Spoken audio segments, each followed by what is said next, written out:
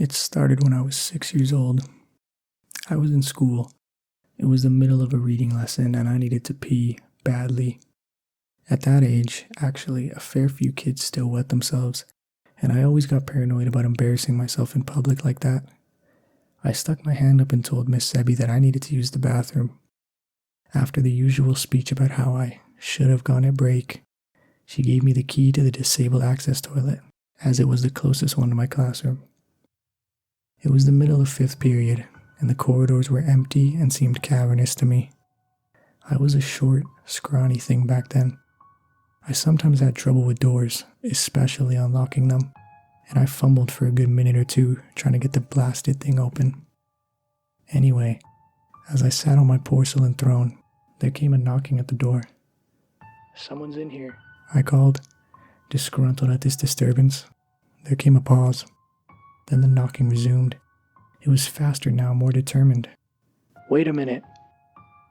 The knocking slowed, and a voice replied, "Let me in. I need to come inside." The speaker's tone was thin and reedy, an adult I didn't recognize. I may have been 6, but I also had a fairly good understanding of bathroom etiquette. Mainly that you didn't let more than one person into an area only slightly larger than a cupboard. "Go away." The knocking intensified again, until it was a frantic drumbeat just a few feet from me and out of sight. I heard the voice shouting something, growing more and more desperate. "Let me in.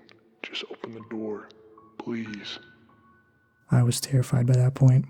The hammering and yelling were so loud, and yet nobody had come to investigate it. Eventually, my teacher came to find me, angry because I had been gone for almost half an hour. When I refused to open the door to let her in, she got a spare key from the receptionist, and then took me to the headmaster's office and called my parents. I was suspended for the rest of the week. I never told anyone what happened. It was a few weeks before my next encounter with this phenomenon. I had just celebrated my 7th birthday, and my family was having a barbecue in my honor. It was a gloriously sunny day, but as soon as we'd set everything up in the allotments behind our house, the coal refused to light. My dad asked me to go get some fire starters from the shed in the front garden. It was pretty cramped inside, and I wouldn't fit all the way, so I just opened it up, stood on tiptoes to reach the shelf holding my objective, then shut the door.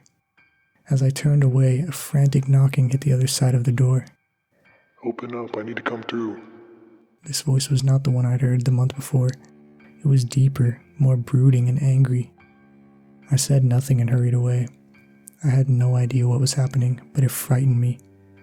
As I walked away, there came a final thump, like a fist being slammed against wood, and I heard his voice again.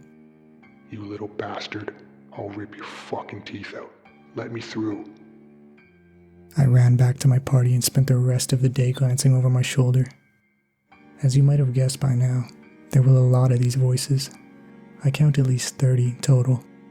Every month or so I used to get them, pleading to be let through doors. Almost always, it would be immediately after I shut the door behind me, as though these strange entities had been following me.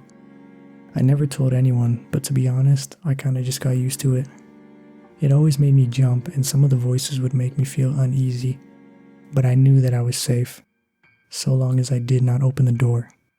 Some of the voices I got used to the extent that I even named them. There was one which always used to appear at my front door, at home.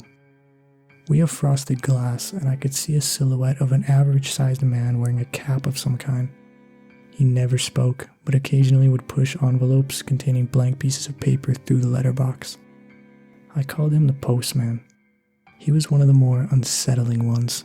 If I tried to speak to him, he would look up sharply, then begin knocking. I generally left the postman alone. 20 years on, and I have retained as much normality as possible. I have plenty of friends, and I even have an on and off relationship with a girl I met last year. Not bad for a guy who wakes up in the middle of the night and listens intently to noises you can't hear on the other side of the door. Yeah, my buddies think I'm strange and kooky, but they put up with it. They're all great. I'll miss them. You see, things have started to get strange. Well, stranger than usual, I suppose. 3 weeks ago, I awoke, sweating and crying, though I do not know why. My dream had been, from what I recall, fairly normal, when a huge shadow had abruptly fallen over everything. Literally, the second I opened my eyes, there came the knocking at my bedroom door. Not just normal knocking though, this was truly frantic. "Who goes there?" I yelled. "Please, help us," it replied. I was surprised. It was the sadistic, angry voice that I remember from my father's shed on my 7th birthday. But it seemed genuinely sincere. There was a pained tone to it, too, as though the speaker were grievously wounded. I actually found myself pulling back the sheets to get up, but I hesitated. I had never before been tempted to open the door. I suppose, as a child, I had so rigorously drummed into my head the idea that whatever lay beyond was evil that it was just common sense. To be quite honest, I came very close to letting the thing into my room. That morning, I held out in the end. It got worse just 2 days later. I was in my local corner shop. I just paid for a bottle of milk and a newspaper when a great force slammed against the shop door. Simultaneously, a voice began screaming, a long, keening squeal of pain. I whirled to face the door, but there were so many flyers plastered over the glass that I could only just make out the shape of a woman on the other side. Slapping her palms against the window, the shopkeeper stared at me as though I were crazy. In the end, I asked if he had a bathroom I could use, murmured some half-thought-out excuse, and hid there for 10 minutes until the screaming stopped. There were 4 more incidents between then and now, a mixture of screams and tearful begging. The postman stopped by yesterday too. He knocked politely before sliding his usual letter through the letterbox. Then another, a total of 10 plain brown envelopes. The postman waited for a few minutes, knocking occasionally, and then he left me alone. Each letter contained a sheet of A4 paper, but somebody had taken a black pen to the pages, scribbling and shading them with such vigor that there were large tears around the center, and the edges were frayed. I shoved them back into their envelopes and tried to put it from my mind. Earlier, my bedroom door shook violently. It wasn't a scream or a howl or a roar that I heard, though it was just crying. Dozens and dozens of voices sobbing quietly. Another blow struck my door. Plaster flaked from the walls and twirled to the carpet. Still no pleas or bargaining, just sobbing. Crash. I jumped from my chair. Crash. A hairline crack split the frame of the door in one corner. My phone began to ring, and I heard a sharp rapping at the glass on my window, behind the curtains. I tried answering the phone, but it was simply yet more voices crying. Not even sobbing, though, more like bawling in terror and anguish. I hung up, but it kept ringing, so I took the battery out. I have shoved most of my furniture against the door and window. It has been 3 hours since this latest attempt at entry began. The battering has not abated, nor has the crying. I'm fairly sure that my door won't hold much longer. As for my mediocre barricade, it could be swept aside in 2 minutes. I find myself faced with the very real possibility of death, so I am writing this memoir of sorts, just in case something does happen. Crash. What do they want? Crash. Do they even want to hurt me? Crash. They seemed fearless, even malicious before. Crash.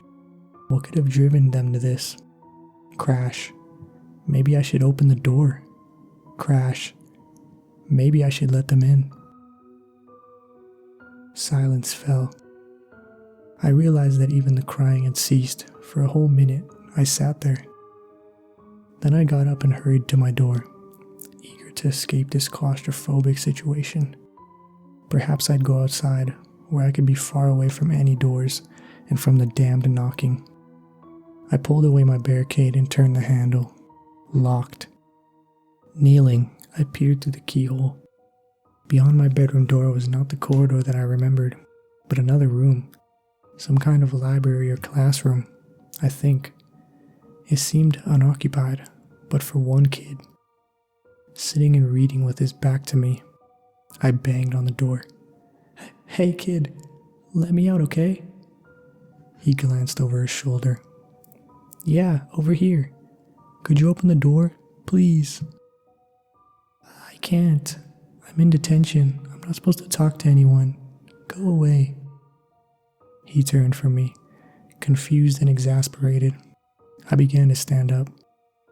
A loud bang shattered the silence once more. I realized it sounded like a fist being pounded against glass. My window. I heard it again, but this was not the frantic knocking of somebody wanting to get inside. This was not even an attempt to break in. Whatever was beyond the curtain and glass knew I was inside. It knew I was frightened. In the most predatory and sadistic way possible, it wanted me to be afraid. I turned back to the door and began hammering on it frantically. "Hey, let me in, okay? I really need you to open this door.